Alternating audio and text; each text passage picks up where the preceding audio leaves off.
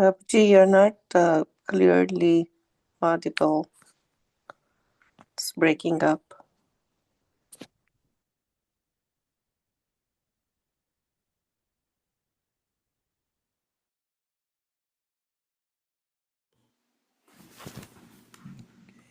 How about now? Is it better? Hare Krishna. Yes, Prabhuji, much better. Thank you. Okay. Okay. Anybody would like to sing our prayer today? I can try. You can try, Mataji. Yes. Yeah, I'll start. Yeah, you start. Yeah.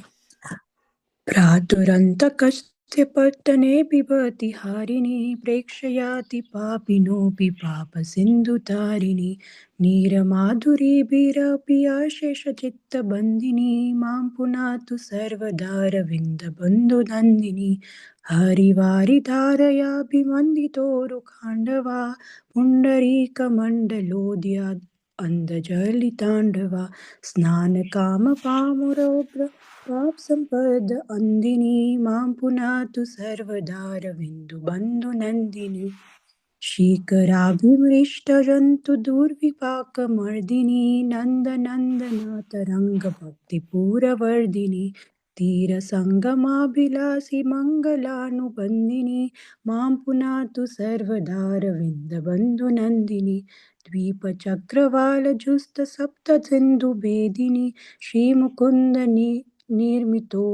निर्मितोरुदिव्यकेलिवेदिनी कान्तिकन्दलाभिरिन्द्रनीलवृन्दनिन्दिनी मां पुनातु सर्वदारविन्दबन्धुनन्दिनी माथुरेण मण्डलेन चारुणाभिमण्डिता प्रेमनदवैष्णवादवर्धनाय पण्डिता उर्मिदोरविलास पद्मनाभपादवन्दिनी मां पुनातु सर्वदारविन्दबन्धुनन्दिनी रम्यतीररम्भमानगो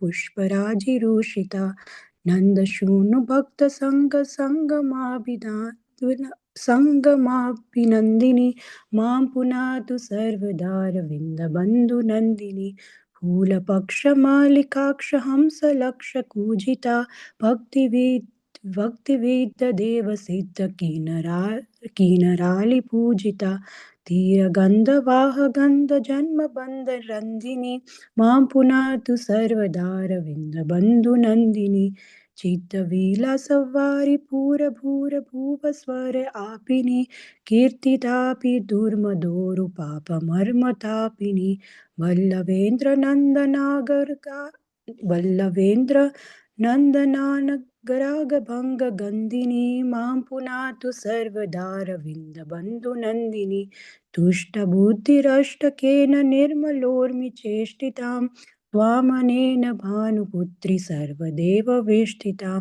यस्तवीति वर्धयस्व सर्वपापमोचने भक्तिपूरमस्य देवि पुण्डरीकलोचने मां पुनातु सर्वदारविन्दबन्धुनन्दिनी मां पुनातु सर्वदारविन्दबन्धुनन्दिनी हरे Krishna Krishna Krishna Hare Hare Hare Ram Ram Ram Hare Hare Hare Krishna Hare Krishna. Shri Anashtakam ki jai. Shri Rupa Goswami ki jai. Shri Prabhupada ki jai. Shri Mataji ki jai. Okay. Translation, Meenakshi Mohini would like to read. Hare Krishna.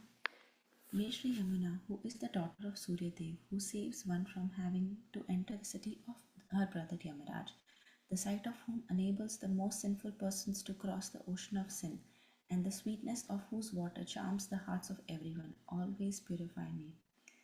May Shri Yamuna, who is the daughter of Suryadev, who decorates the great Khandava forest with a stream of pleasant waters, who is filled with lotus flowers and dancing birds, and who blinds the terrible sins of they who desire to bathe in her, always purify me. May Shri Yamuna, who is the daughter of Suryadev, a drop of whose water destroys the sinful reaction of the people, who creates a great flood of confidential, pure devotional service to Lord Nandanandan, and who brings auspiciousness to they who desire to live on her shore, always purify me. May Shri Yamuna, who is the daughter of Suryadev, who divides the 7 oceans and 7 continents, who witnessed many of Lord Mukunda's transcendental pastimes, and whose splendor rebukes a host of sapphires, always purify me.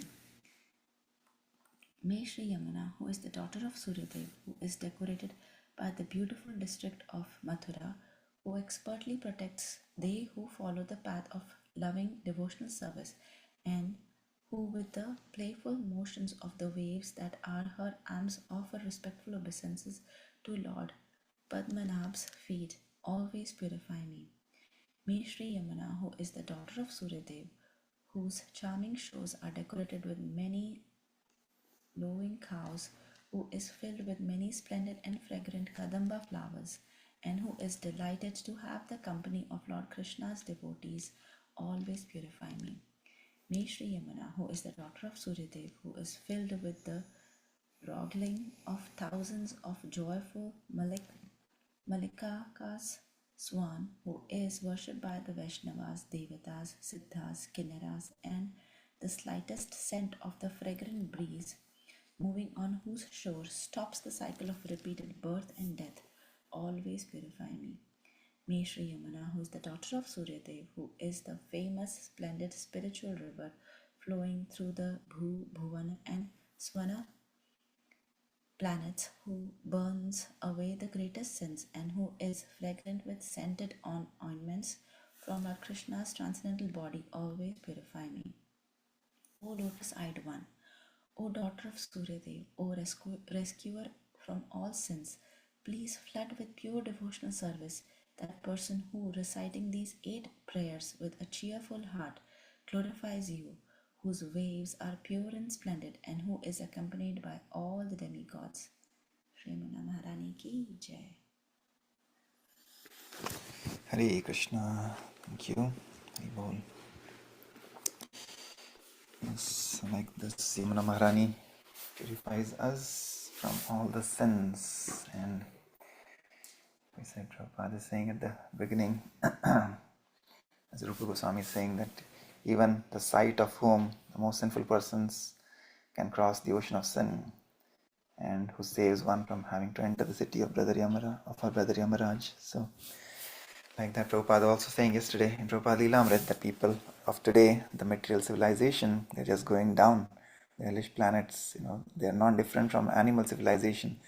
If animals are running on 4 legs and humans are running on 4 wheels, animals and like ant, he was giving the example of ant hill civilization. Ants are also constructing big things. Humans are constructing big skyscrapers, but we are also just eating, waiting, sleeping, defending there, which even animals are doing. So if we don't understand that we are not this body, we are beyond this body, we are the pure spirit soul, then there is no difference between the human civilization and the animal civilization. And it's like we can see that in Prabhupada saying, like, if everybody's running after wealth, or they're running after health, or it's kind of all by stealth, right? So that's the thing. Like, I was just noticing this week, one of my senior bosses has resigned, all of a sudden, just with 2-3 days of notice, and then people are just gossiping. Of course, we had a happy hour or so called unhappy hour yesterday for her, and so again, all the discussion is all around those things that Prabhupada is talking about. Either it is wealth, how can I get the power, position, paisa, popularity, all of that, or it is after getting some additional wealth, or for so-called health. People are eating all these non-vegetarian items, thinking that of course nobody knows what they are doing and where they'll go after this if they eat flesh of all these poor animals. On one hand, they are so kind to their dogs, but on the other hand, they are killing all other poor animals and eating their flesh. So it's a crazy civilization, as Prabhupada was calling it, right? So he's very strong in his words yesterday. So let's continue. And he's doing all of this in Bombay, and he's also positive that slowly and gradually things will change now that a beautiful temple is coming up in Bombay with beautiful deities of Shri Shri Radha Rasa Vihari and all the wonderful work that his disciples are doing. While his body is weak, his spirit is transcendental and is very, very strong. And he was smashing all the arguments of all the materialistic people, giving them his association, his Vani, and teaching them, what to do and what not to do, despite his own weakness, even though knowing that many of those people were just there for the sake of being there without even being sincere. But still, again, that is the mercy of a true Vaishnava, that he gives his compassion equally to everybody without any discrimination. So, and Prabhupada was very happy with this scientist disciple, His Holiness Swarup Damodar Goswami Maharaj, who was presenting the philosophy on a scientific basis. And Prabhupada is saying Krishna consciousness is all inclusive. It is universal religion. It is for everybody, right? So it is not a sectarian religion. It is for everybody. And like they said yesterday, modern civilization is useless. All modern civilization is a failure, and only solution is Krishna consciousness. So, okay, let's continue here. Anybody else would like to read today?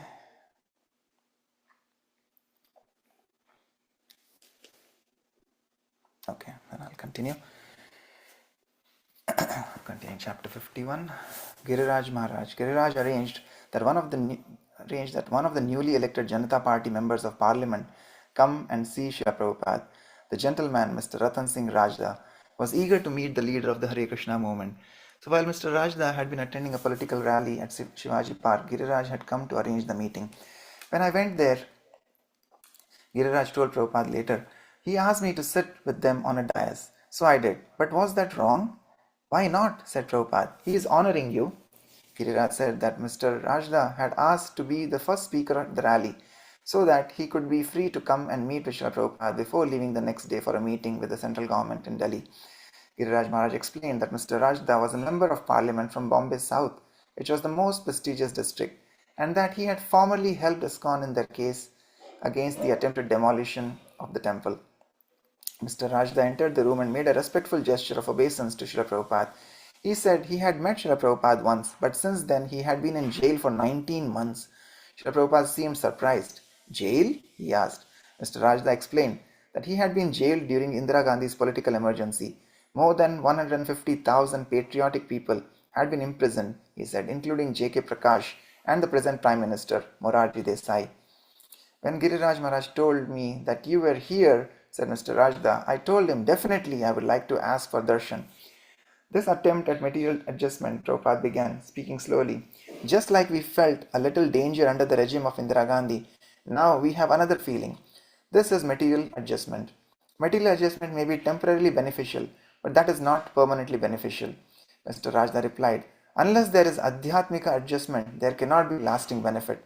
Mr. Rajda was obviously acquainted with the Sanskrit Vedic knowledge, and he was also aware of the value of going to see a saintly person. Prabhupada persisted, however, in making the point that people do not really understand spiritual life. He described that the material body is made of different elements, and yet the living being is different than these elements. Unless we understand this fact, he said, which is very nicely explained in the Bhagavad Gita, this material adjustment will never make us happy. Mr. Rajda followed Prabhupada's point, but asserted that a great change had taken place since the elections. The basic difference, he said, is that formerly there was no moral code observed by the rulers. He was entirely agreeable or wanted to be with Srila Prabhupada, yet they were speaking on different levels. Both asserted that spirituality was needed in government, but Mr. Rajda's political conclusion was that Such spiritual reform was now present in his political party. Srila Prabhupada, however, continued to speak of people who talk of God yet don't even know the identity of the soul. He didn't specify whether this criticism applied to the former or to the present political party, although his remarks seemed to include both. Whoever was not in transcendental knowledge, whoever tried to work in the material field without knowing the difference between the spirit and matter, would come to the same inglorious end. No, said Mr. Rajda. The last rulers, most of them were communists. They said religion is opium. They didn't believe in religion at all. Therefore, Prabhupada said, they say something, we say something, he says something, you manufacture something, but nobody knows what is reality. That is the difficulty. Unless you know the reality, to suggest and say, I suggested, does not mean that it is a solution. This is going on all over the world. Na te vidu svarthagatim hi Vishnum. The external features, these material features, they are concerned with that. Earth, water, fire, air, ether, mind and intelligence. But they do not know that beyond this there is another element. Unless you come to that knowledge, there is no question of welfare activities. That knowledge is available in India. People do not know that their highest self-interest is Vishnu. Srimad Bhagavatam 7.5.31. Srila Prabhupada accepted Mr. Rajda's visit as sincere and serious, and so he wanted to convince him to fully accept Krishna consciousness if he was really serious about introducing principles of dharma and morality into government. Real dharma had to start with an acceptance of self-realization as the all-important goal of life. It could not succeed just by rubber stamping the government as religious. Now we have good government, said Srila Prabhupada conceded. Very nice. Now you should take advantage of the privileges which are there in India. The Bhagavad Gita is there. If you take directions from Bhagavad Gita, then the whole human society will be benefited. That you do not know. That is the defect. Even big leaders, they profess to be students of Bhagavad Gita, but they do not know anything, although it is clearly stated. Who is the leader in India who does not know Bhagavad Gita? Everyone knows. Even Morarji Desai, when he was to be arrested by the leaders of the government, he said, wait, let me finish my reading of Bhagavad Gita. Is it not? Yes, replied Mr. Rajda. Srila Prabhupada, let me finish my Bhagavad Gita. Then you can harass me. Mr. Rajda added that Mr. Desai was also studying the Bhagavad Gita very minutely while he was in jail. But now, said Prabhupada, he says that Janta is my God. Did he not say this recently? Mr. Rajda admitted that Morarji Desai had stated that, but that he had later clarified it. It is the government's responsibility to make people God conscious, Srila Prabhupada argued. It is a very simple thing. God personally is explaining how to become God conscious. It is a very simple thing. Man mana bhava mad bhakta. Even a child can do it. So why not leaders? Then their example should be followed. Why don't they do this God consciousness? Do it seriously. Then everything will be alright.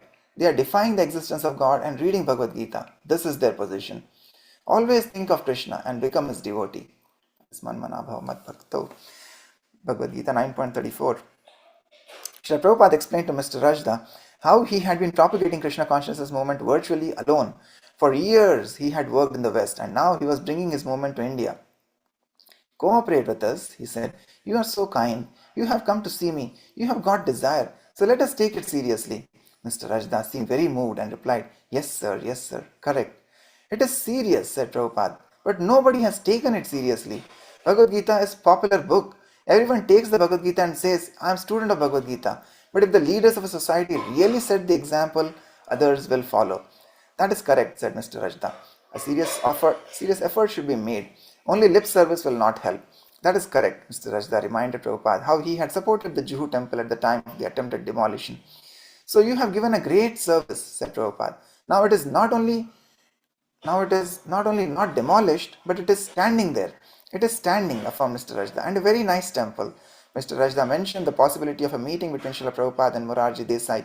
He said it could be arranged if it was convenient for Prabhupada. My life is dedicated for this purpose, said Prabhupada. It is convenient for me at any time. I am not keeping good health at the moment. Yet, still I have come. I am just trying, even up to the last moment of my life. If I can deliver some good to these people, that is my determination. What is this life? Life will end today or tomorrow or day after. But if you live just to the point, that is the idea. Otherwise, Trees are also living thousands of years. What is the benefit? Mr. Rajda confirmed that the meeting could definitely be arranged. He would see the Prime Minister and fix up a time. So, said Srila Prabhupada, there is some Krishna's purpose that you were elected. It is through his blessings, said Mr. Rajda. Take advantage of his blessings, said Srila Prabhupada. Do some service. On the last scheduled evening of the Pandal, the Chief Minister of Maharashtra gave the introductory speech. Srila Prabhupada, however, did not attend. When the devotees asked to extend the Pandal another week, Prabhupada agreed, but said he would move to his now ready quarters at Hare Krishna land. Before leaving, Srila Prabhupada spoke with Mr. and Mrs. Mahadevia. Prabhupada had one of the devotees purchase a nice sari and he presented it to Mrs. Mahadevia. I stayed with you and this is just my remembrance of thanks, so don't refuse. He gave a tape recorder to Mr. Mahadevia, a sari to Mahadevia's daughter Preeti, and money to their servants. Mrs. Mahadevia was very pleased, but she protested, saying it was a traditional duty and a pleasure for them to receive Prabhupada in their home. Previously, Srila Prabhupada had been playing the tape recorder in Mr. Mahadevia's presence, and Mr. Mahadevia had admitted the sound reproduction. Now, when Srila Prabhupada gave him the tape recorder, he protested, No, Prabhupada, I was not telling you that you should give me the tape recorder. I was just telling you that it is a good piece. No, Prabhupada insisted. This is for you. You must keep it. As Srila Prabhupada entered his beautiful quarters at Hare Krishna land, he remarked that no one could outdo Surabhi Swami. I think I haven't such a place to live anywhere in the world, he said. Los Angeles and New York are big cities, and London, Paris, but nobody can present such luxurious royal palace. Seeing how the one large room was arranged to facilitate his different activities, Srila Prabhupada said, This is like my room at the Sri Radha Damodar temple. In one corner I am writing, in another corner I am sitting, in another corner I am taking prasadam. The comparison was odd since the Radha Damodar place was a tiny cell, yet Srila Prabhupada saw them as related. The beginning in Vrindavan and the apex in Bombay. In either place he was the same person, humbly taking a little prasadam, writing his books, and ambitiously planning for spreading Krishna consciousness. Srila Prabhupada discussed with several of his disciples and Dr. Sharma about his daily routine in Bombay. He said he would come down for darshan of the deity and would lecture once a week on Sunday. On special occasions, he would see a visitor in his quarters, but rarely. Generally, he said, people come to visit and say, How are you feeling? And he takes a half hour even. So what is the use of wasting time like that? How are you? Everyone knows that I am not feeling well. So they can come to the temple room in the morning, said Tamal Krishna Goswami Maharaj. Yes, said Prabhupada. If they actually want to see me, I am going there. They can see me for a half hour. And for talking, there is no need of talking. How are you? How are you feeling? This is not talking. Instead, said Gargamuni Swami, they can buy some of your books downstairs. Yes, said Prabhupada, nodding approvingly. This is a waste of time. I want to stop this, to answer all these things. How are you? By saving this time and energy, he said, he could work on his book writing. Devotees assured him that everyone would appreciate the schedule and would be happy that he was working on the 10th canto. I think I shall be able to work from today, Prabhupada declared. Now I have got very nice place, full freedom, so there will be no difficulty. That Prabhupada would not take any morning walks went without saying. Everyone closely involved with Srila Prabhupada had come to accept a new way of living, with no morning walks and very few classes. Someone suggested that Srila Prabhupada might like to walk on the roof, but even that seemed to be too difficult. No, one story I can go, said Srila Prabhupada. Not now, but I can go. So you are trying so much for my comfort. I do not know whether I shall be able to repay you, but I shall try my best. It is not possible to repay your debt. You are so kind. So I can simply pray to Krishna to give his blessings to you, so that you may remain very steady in devotional service and preach his message all over the world. Otherwise, I have no other means. Without your help, I could not do anything. So you are very kind. Kindly continue your cooperation. This is the moment for para upkar, doing good for others.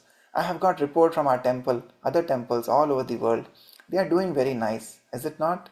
Other temples outside India, they are doing very nice. Swarup Damodar Maharaj, who had recently come from the west, told about the successful standard of devotional service in the temples there. Prabhupada said he wanted silence so he could do his work, and he told a little story about a woman whose tinkling bracelets disturbed her husband. The husband took one bangle away, but still he was disturbed by the ting ting ting. He took another bangle and another until there was only one left. Then there was no more ting ting ting. Prabhupada specifically asked his secretaries not to gather and talk in the outer room. Remain always one, said Srila Prabhupada, and read books. Then there will be no noise. And as soon as you become two, ting ting ting, that I don't want. It won't happen, said Tamal Krishna Maharaj. If anyone comes to see me, I will go out of the apartment. Yes, said Srila Prabhupada. In this way, arrange. It should remain always quiet and serene. These are your quarters, said Tamal Krishna Maharaj. No one else should come. And we shall arrange for seeing our own men at a time, said Srila Prabhupada. But the principle should be silence. That will be all right. I will be free to work. Prabhupada continued to appreciate his new situation. The rooms were well ventilated, with plenty of sunlight. Other ISKCON buildings, like the Bhaktivedanta Manor in London, were very good, he said, but in the most seasons he couldn't open the doors or windows because of the cold. You have to remain packed up, he said. In Detroit and London, you cannot open a window. But here in Bombay, the temperature was ideal, and the area outside Prabhupada's window was verdant. Days went by, and most devotees in Bombay never got to see Prabhupada. They were all used to having him come down in the morning and walking with them for an hour on Juhu Beach, and they were used to having him come to greet the deities, give classes, and give darshan in the afternoon. He had always been open, especially in India, allowing anyone to see him at almost any time. He had always received them warmly and listened to their problems or questions with great sympathy. So, for them not to be able to see him, even while he was living in their midst, was traumatic. Only 2 or 3 secretaries stayed with him, and whenever other devotees came into his room to see him, they would feel that they were taxing him and would leave at the first opportunity. Unexpectedly, one morning, Srila Prabhupada appeared in the temple room, and the few devotees removed Prabhupada's picture from the Vyasasan so he could sit down. He hadn't given any warning that he was coming, and many of the devotees were absent. But the word spread that Prabhupada was there, and the devotees came running. After the Guru Puja Arati, Srila Prabhupada spoke to the assembly of devotees. He said he was sorry that he couldn't come down more often and that he wanted to cook for all the devotees and serve them. On Sunday, he said, he would cook a feast and invite all the devotees up to his quarters. I shall come daily to the temple, he said, and I shall remain up to 8 for our darshan and talks. If there is any comment, generally every day it will be done, and on Sunday you can fix up some time. I will speak in the evening, and then Krishna's desire as he likes. But for the time being, this arrangement. Prabhupada's humility and his exactly reading the minds of the devotees made them feel ecstatic love for him. Some of them had even been thinking that Prabhupada had forgotten them and that other things had become more important for him. But now he was reassuring them. Although he appeared to be incapacitated, he was fully reciprocating with his disciples. He was telling them that as they were controlled by him, so he was also controlled by their loving service.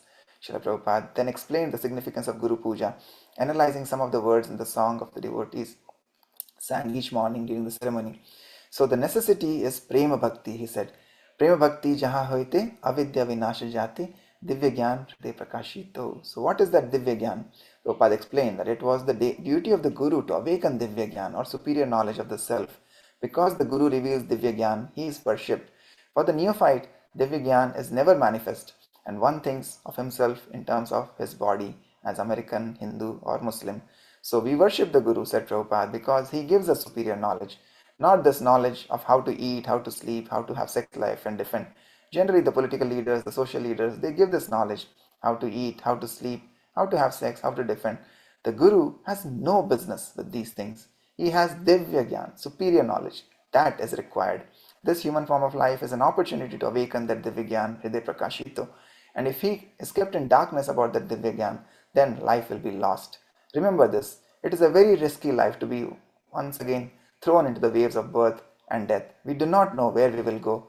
It is very serious. Krishna consciousness is Divya Gyan. It is not ordinary knowledge. Okay, we can read this last paragraph. So you should always remember these words, Divya Gyan Hriday Prakashito, and because the spiritual master enlightens with Divya Gyan, one feels obliged to him. Yasya prasadat bhagavad prasado, yasya prasadan nagati kutopi. So this Guru Puja is essential, just as the deity worship is essential. It is not cheap adoration. It is the process of enlightenment of Divya Gyan. Thank you very much. Okay, Haribol.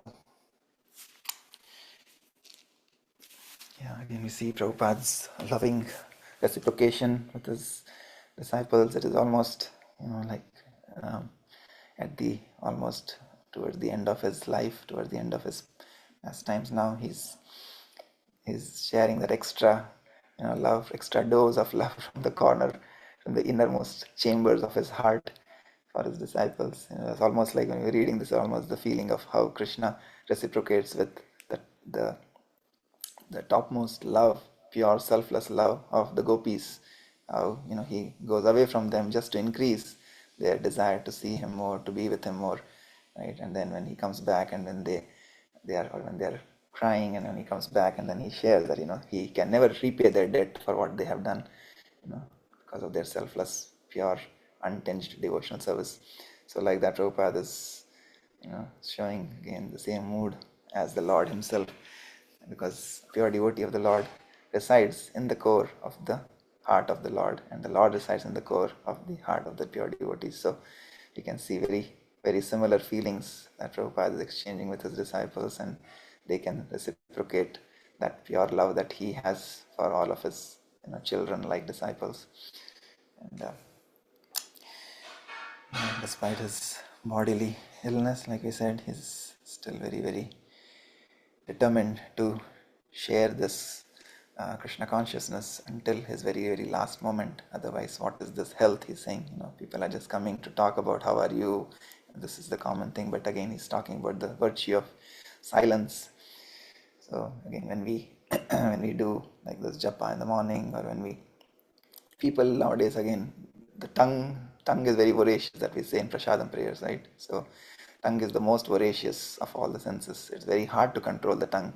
People just want to gossip, chit chat, so like they say powwow here, right? So powwow, we just want to chit chat, right? But for us, the powwow, like we said, is the power of these vows that we take, what our Guru Maharaj, what Srila Prabhupada has given us. So that's the power of the vows that we have taken, and also the power of the vows of our prayers. So prayer of the week that we sing. So instead of using our tongue in mundane talks, silly gossips, all of these things, the power of the mundane world, we should actually use this in the power of our acharyas, the instructions that they have given. Maybe even have some honor. And we are, of course, when we are chanting, we don't engage, right? So we should not. That's why we say when we are chanting with the focus. When we say attentive chanting, it's not just chanting. It's attentive chanting means we should not be distracted with any other things.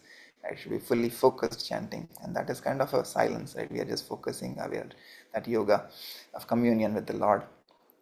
So that is the purest form of yoga, purest form of silence, where we are just engaging our tongue in the service of the Lord, in japa, in kirtan, versus talking about mundane, gossip. So Prabhupada, again, all these wonderful, qualities that he has, he's so artfully sharing it with his disciples and teaching them, what should be the mood, not just say, like Chaitanya says, antare nishta kare. It's all about the internals, what is going on here. Unfortunately, today it is like, even in devotee circles, even in ISKCON, and people externally, people want to show off as devotees, but internally, people's hearts are polluted, right? So, but again, Prabhupada is so compassionate, like to that minister he was saying, Mr. Rajda, that he's so, he's talking about his political party, and how now things will change, etc. Even though he has knowledge, so Prabhupada acknowledged that he's at least he's sincere. He has come and he has helped. When the temple was being demolished, he had helped to prevent that. So he's sincere, but he still doesn't know what is true knowledge, what is Divya Gyan. So Prabhupada is kindly teaching him. So like that, even the devotees today in our movement also, many times we see, people are externally, yes, all tilak, kantimala, japa, everything, yes, but internally we are also engaging the same thing, mundane talks, gossiping, blaming, criticizing others, finding faults. So it's not about that externals, but it's really about the internals. So that's what Chaitanya Mahaprabhu says, that antare nishta kare, bahare, you can do. Outside, the true devotees, outside he will not even show that what is going on, but internally he is absorbed. He is absorbed in the pastimes of the Lord. He is absorbed in following the instructions of the Guru, Sadhu, Shastra. So that should be the mood. It is about the internals. We have to raise our internal consciousness, and externally everything will be all right, not the other way around. Okay, anything else? Anybody else would like to share from today's reading?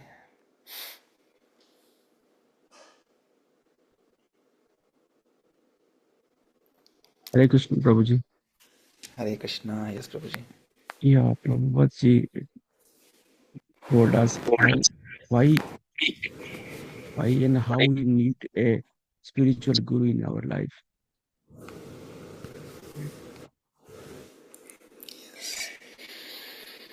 Yes, everything starts with the association of a spiritual master. Yeah. Without guru, we can't move in our life. We don't know what to do, what to do, what to do. Yes, Prabhu. Yeah, that's why when we are born, our first guru is our mother, our father, our parents. Right? Then we go to school, we have gurus there. Right? So everything that we learn, that we have learned in life, is through a guru. And of course, no guru.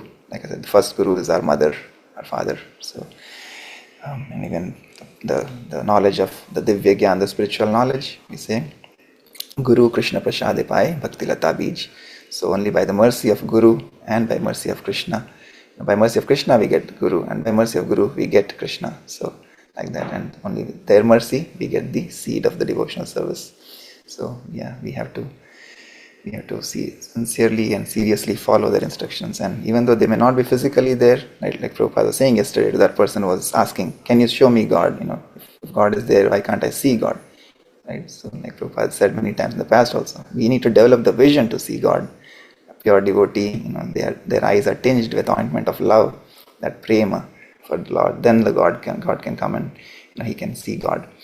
But Prabhupada also said for us, by hearing also we can understand God, we can see God.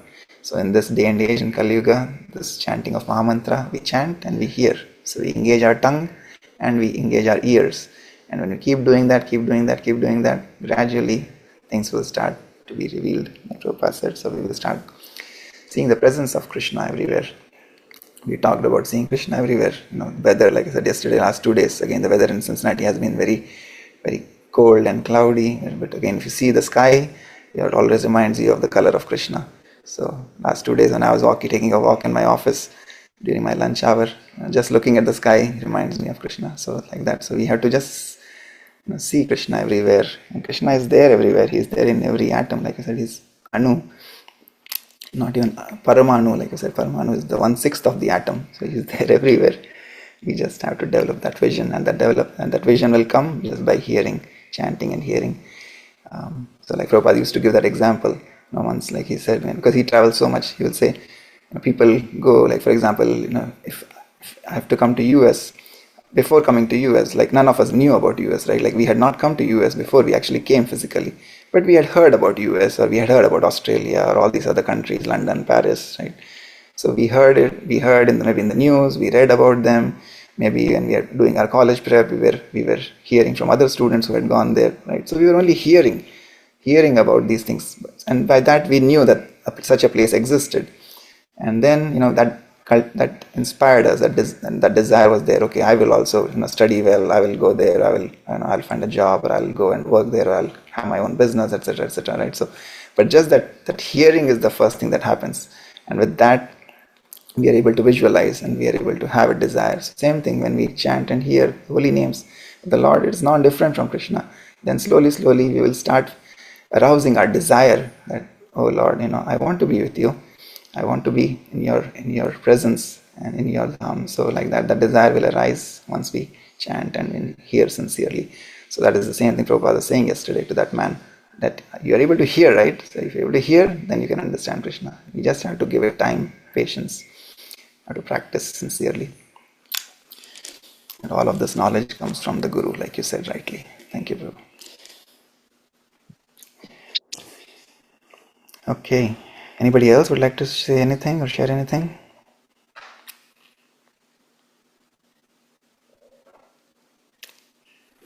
Okay, alright, then we'll pause here for today. Thank you so much for your kind association with Srila Prabhupada. Vanchakalpatarubhyascha kripa sindhubhyev cha patitanam pavanebhyo vaishnavebhyo namo namaha. Anantakoti Vaishnavinda ki jai. Jagadguru Srila Prabhupada ki jai. Srila Prabhupada Leelamrit ki jai. Nitai Gaur Premanande. Hari Hari Bol. Hari Bol. Hare Hare Krishna.